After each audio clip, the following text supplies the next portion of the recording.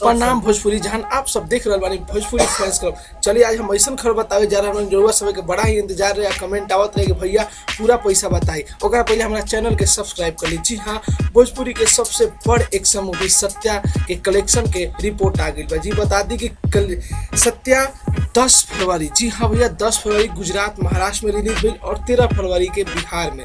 तो जी हाँ, इस सब कलेक्शन कमा के सत्या बिहार के 3 दिन के जोड़ के और गुजरात के 1 हफ्ता के जोड़ के 75 लाख से ऊपर पैसा कमा चुकल बिया। लेकिन बिहार में आज 18 तारीख है, 13 तारीख रिलीज हुई, 5 दिन मिला के ऐसा लागता कि सत्या 1 करोड़ के करीब कलेक्शन कर चुकल बिया सत्या, जो कि भोजपुरी में सबसे ज़्यादा 1 हफ्ता में कमाए वाली मूवी बन गई। गदर के भी पीछा छोड़ के और 1 दिन के ओपनिंग में भी पीछे छोड़ दिल बिया। हर एक फिल्म का बहुत अच्छा कलेक्शन कर बिया।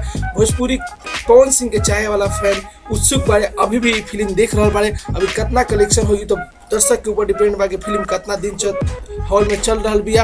ये सब आप सबके बात, लेकिन आप सबके रिपोर्ट जो मालूम होगी चाहिए, हम रिपोर्ट खोज के लेनी आप सबको बताइनी। खबर अच्छा लगा तो एक बार चैनल के नया सब्सक्राइब कर रखो तो सब्सक्राइब कर ली। ऐसा के न्यूज अपडेट लेवत रहा, साथ ही साथ चैनल वीडियो के शेयर करी और वीडियो के लाइक करी। Bye bye, take care.